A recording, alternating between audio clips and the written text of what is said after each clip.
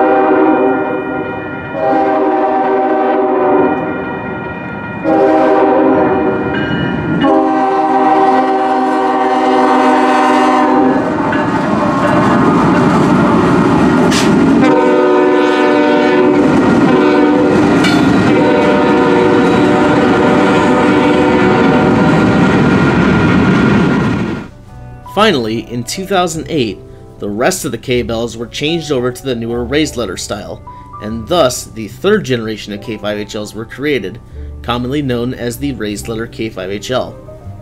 Most of the bells are now very close to the intended tuning of C, D sharp, F sharp, A sharp, and C. These are now the most common K5HL and possibly the most common air horn in use in North America. They have come out on almost every new GEVO since 2008 and continue to be produced to this day. Here are some examples.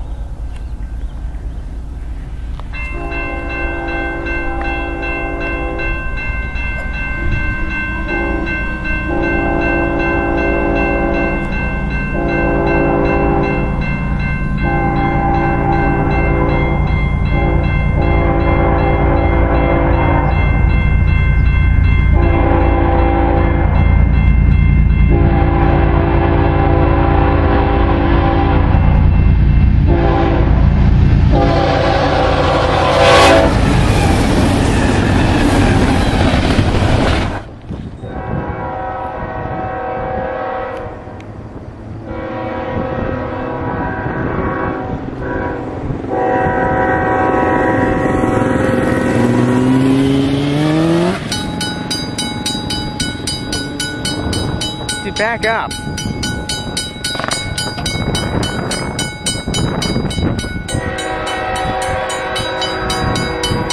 The silencer still squishy. Hey, the gate's been fixed.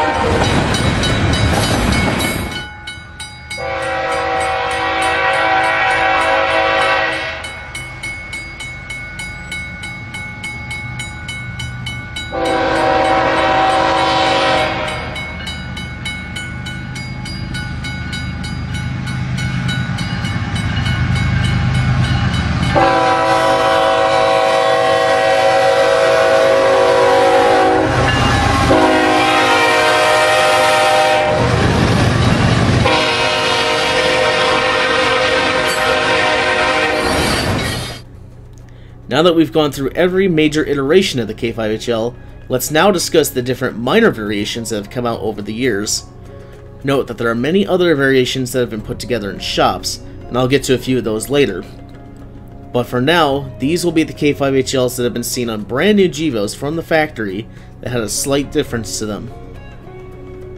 Going back to the first generation, in October 2005, 7 GEVOs came out with K5HLs that had a 3B bell in place of the number 3, lowering the note from A sharp to an A.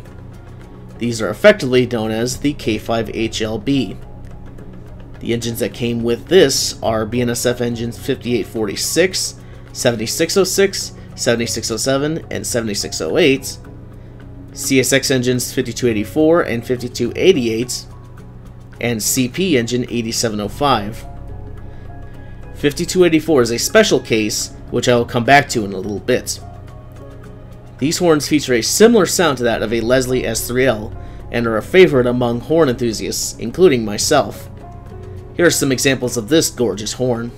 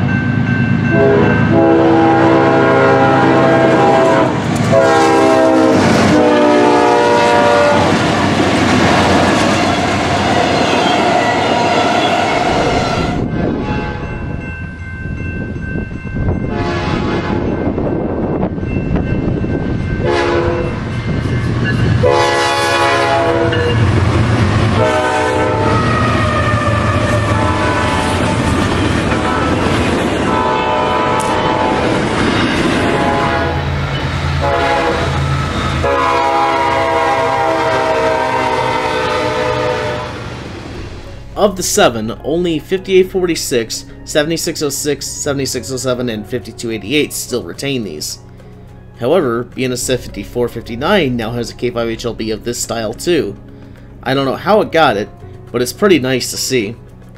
Also, 7707 has this as well, but I don't believe it was delivered with it. Plus, its K5HLB has a dead number 1 bell.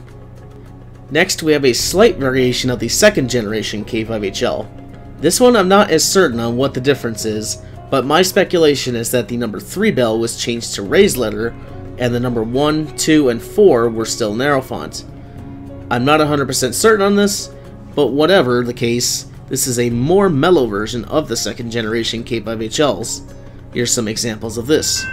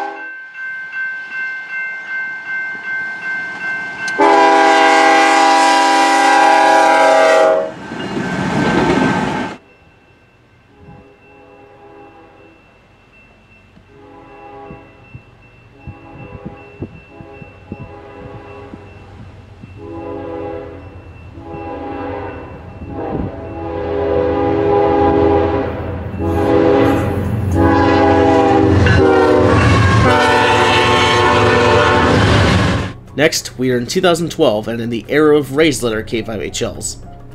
In 2012, 9 GEVOs came out of the factory with K5HLs with a 3A bell in place of the number 3.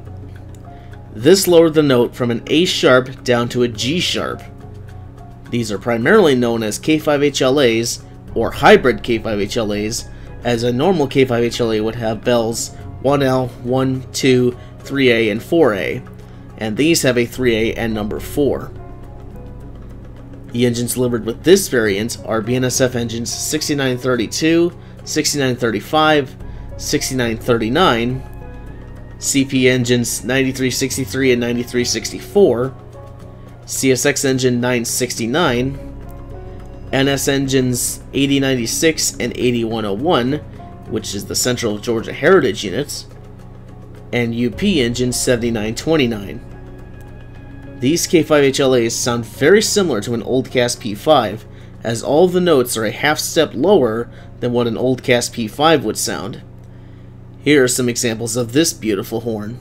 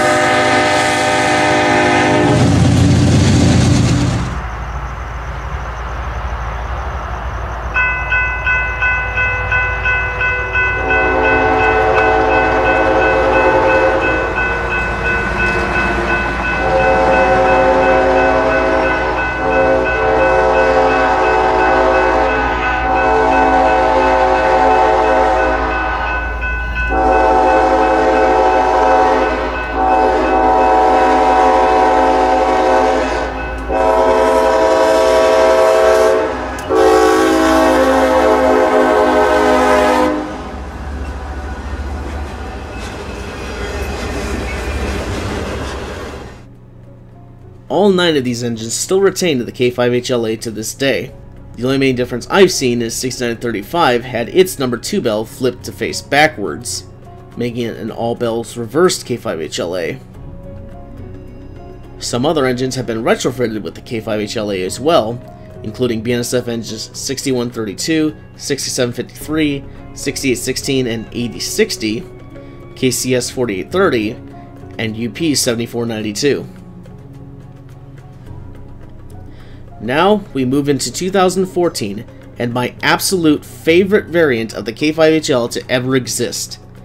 In 2014, 7 GEVOs were delivered with K5HLs like the ones in 2005, with the number 3 being replaced once again by a 3B, creating a K5HLB, except now it's with all raised letter bells. The engines delivered with this were BNSF engines 8025, 8026, 8052, and 8055, and KCS engines 4817, 4818, and 4834. The notes this horn plays are C, D sharp, F sharp, A, and C. If you're a music junkie, you will notice that this is the C diminished 7th chord, which is a very haunting chord, and to have this playing on a modern air horn is just an absolute joy to see. Here are some examples of this perfect horn.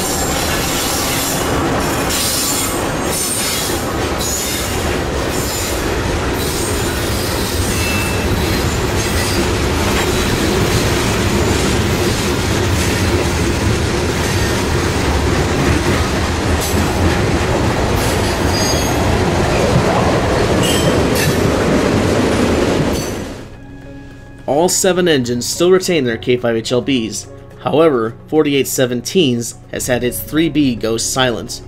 Go figure that the one special bell on it no longer works. Hopefully it will get fixed relatively soon, but that remains to be seen. There were 2 additional GEVOs retrofitted with K5HLBs, CP engine 8706 and CSX engine 5284. Now, if 5284 sounds familiar, you'll remember this is one of the engines delivered with the early version of the K5HLB. Indeed, this engine now features a raised letter K5HLB. In 2012, this engine was wrecked in a derailment in Indiana and sat dormant for 2 years. In 2014, it was sent to St. Louis for rebuild, and emerged from there with a new K5HLB. I honestly don't know how it got this, whether it was intentional or by complete coincidence, but either way, it was awesome to see. In 2015, and going into 2016, many GEVOs came out of the factory with a flat number 4 bell. At this time, the Tier 4 regulations were in effect, and so GE was producing the ET44ACs and AT44C4s, but they were also producing Tier 3 GEVOs with credits they got from the EPA. Most of these K5HLs are seen on BNSF, but at least one NS engine, 3625, has been seen with it as well. Here's some examples.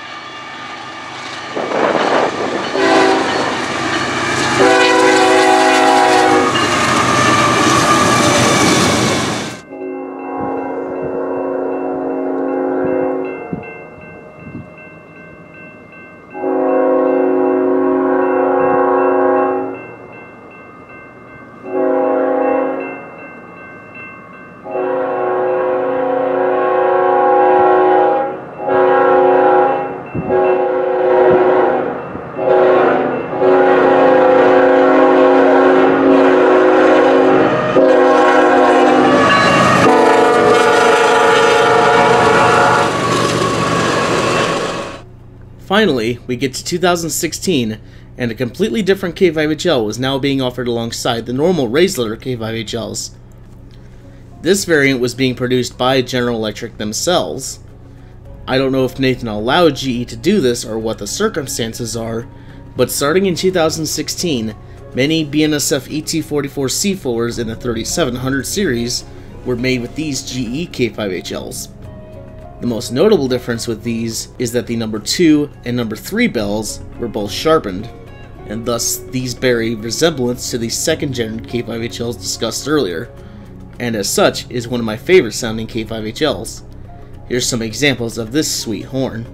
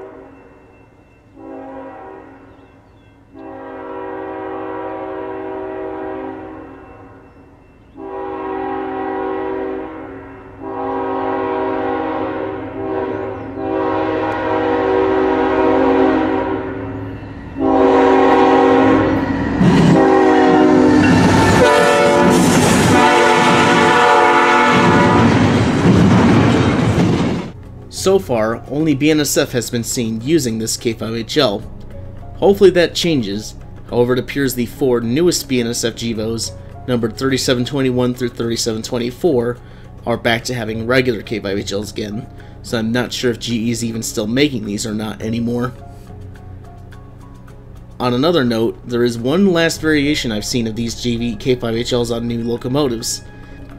These appear to have a normal raised letter number 2 in place of the GE number 2, making it flatter once again.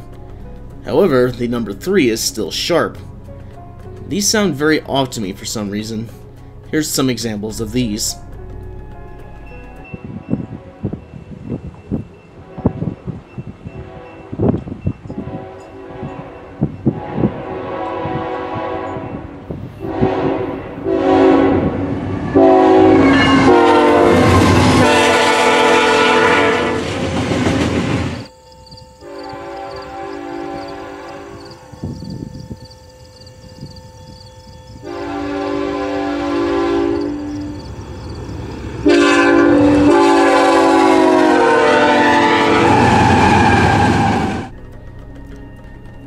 And last but not least, I'll quickly go over some other variants that have been seen that were made in railroad shops and not delivered new.